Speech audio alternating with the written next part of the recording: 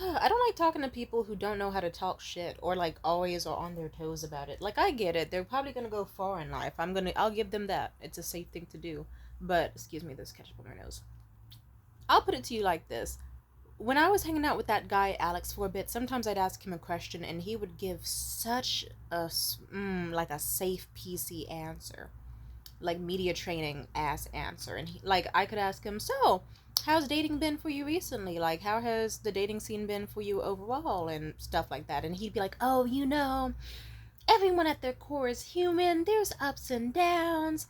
Like everyone's still a person at the end of the day. So I can't truly say that it was anything negative. And I just look at him and I'd be like, wow, what a PR training ass answer. You should really give your manager a raise.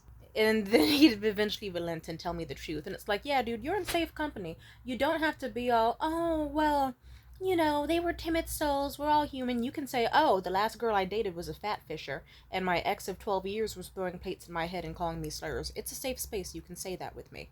It helps that I'm one of those people that has been through like a lot. So people tried, like, I get it. People want to like not scare off people who they find cool. But even someone I was friends with, they were like, "Oh, do you want to go with me to this band?" And like, but they mentioned that the band was this guy they had a crush on and stuff.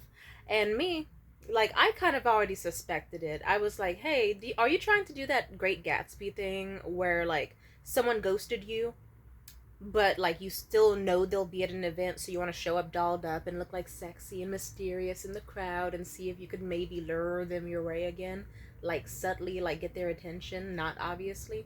And then they were like, actually, yeah, that was what I was trying to fucking do. And I said, oh, it's okay, girl, because guess what, that event I invited you to tonight, I was planning to do that same shit because I thought my situationship was gonna be there. So I know how that feels. Don't be embarrassed. And then we both laughed because here we were just both having our own separate issues of we wanted to get really cute and sexy on the off chance that the guys who ghosted us or weren't that interested in us would like suddenly be like, wowza, look at her. I gotta swoop back around on that. But I guess it is a good feeling to know that I'm the type of friend where like people, I don't know, I guess it's good to know that some people see me as the energy of like how it feels when you get home and you take off a heavy ass backpack or your bra and it's just like, finally relief, and you just get to kick off your shoes and your socks and like relax. Like that's how it is being friends with me. I don't say that to brag. It's just like, it's like I usually won't judge people too hard, like not that hard. And plus, like, I don't know. It's like it kind of stops real conversation from happening. I remember this one guy curse his name. I don't even want to repeat his name. He was so bad. But on our first date or whatever, he was talking. He answered every question the right way, but not quite correctly. Like, you ask him his school, he'd say the school. You ask him his job, he'd say the job. You ask him his life goals, he'd tell you like a career or something.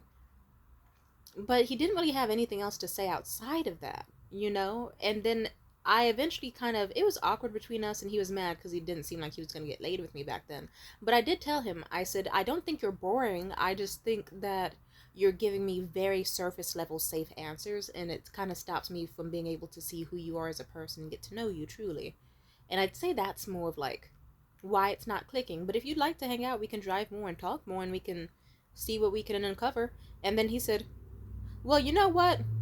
Now that we're on the topic, I think I'm gay. And I said, oh shit, really? Like, just now? He was like, oh no, I've known it for a while. And I was like, oh, okay, cool.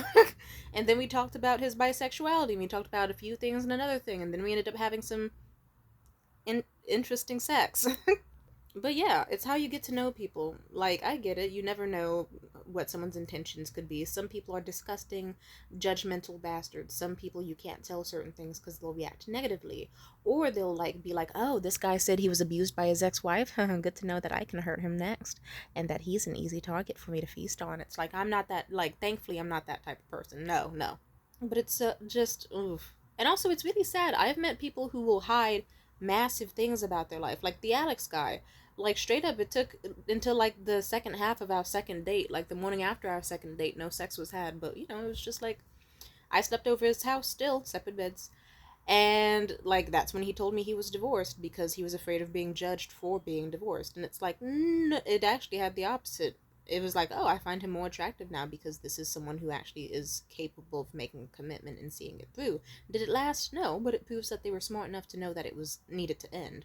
which is still a good, like a red flag. I mean, a green flag to me.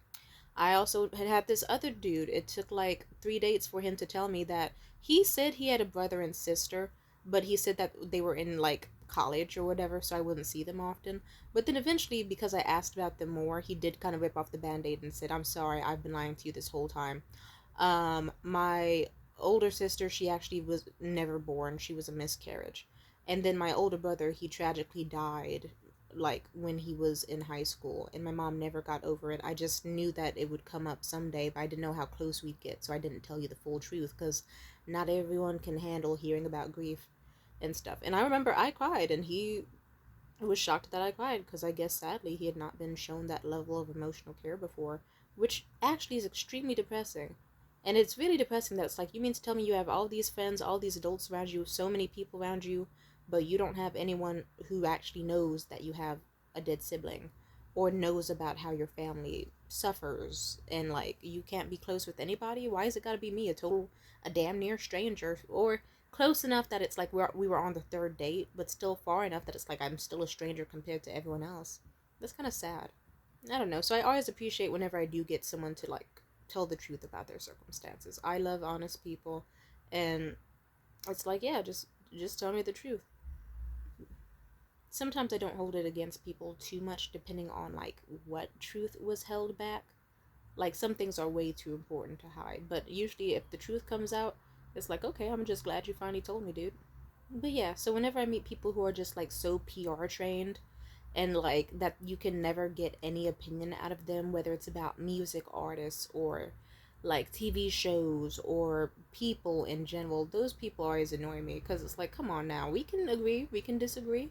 That's human nature, but if you're just trying to avoid conflict entirely, you're also avoiding anything interesting. Like, if I say, how do you feel about Sabrina Carpenter? And you're like, oh, well, I think she's an artist worthy of respect. It's like, I'm just going to see you as boring. I'm not going to see you as, oh, so politically correct and wonderful and safe. I'm just going to be like, this is a boring dude. If I ask the next person, how do you feel about Sabrina Carpenter? And they say, I fucking love her. Or I fucking hate her. Then it's like, okay, that's still 10 times more interesting than the guy before. Like, yeah, guess what, because Alex did, I told him, like, he tried it several times, and I told him each time, I was like, nice PR media training ass answer. He'd eventually be like, okay, fuck, okay, like, he would eventually tell me the truth and then feel better for it, because it's like, yeah, sometimes it's okay to be like, this girl was a fucking cunt. Sometimes it's okay to be like, this experience with this restaurant was honestly pretty terrible. I don't know how they're still in service. It makes us human. It makes us feel things, and we can't repress how we feel. And just, I don't know, make yourself a magnet to those who are aligned with you, because not everyone is worth being around. Like, would you rather be surrounded by a bunch of the dull masses, or would you rather have like a smaller circle of people who make you feel alive and let you be yourself? But I get it. PR, like, I don't hold it too much against people who do that, because I know that you're gonna have to sift through a lot of people, and not everyone can afford or wants to go through endless chaos trying to find their persons. But I like to let people know that it's like, it's okay. You can say it. It's not mean to say it.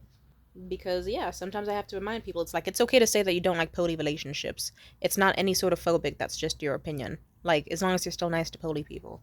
Or, hey, guess what? Like, if that girl or guy did show up to the date weighing 100 pounds or 200 pounds more than their photo, you're right to be upset by it. You're not fat phobic. That's, they should have not done that. Like, sometimes you have to remind people that it's okay to have feelings. Like, Jesus, I have to keep telling people it's okay that you don't want your girlfriend to be fucked by like 10 different dudes, and you're not like a morally bad person for not wanting that. If anything, you two should separate. Or, hey, it's okay that you liked that Joker movie that no one else liked, because hey, as long as you liked it, like sometimes you have to rip off the band-aid and just like feel your things fully. Do it.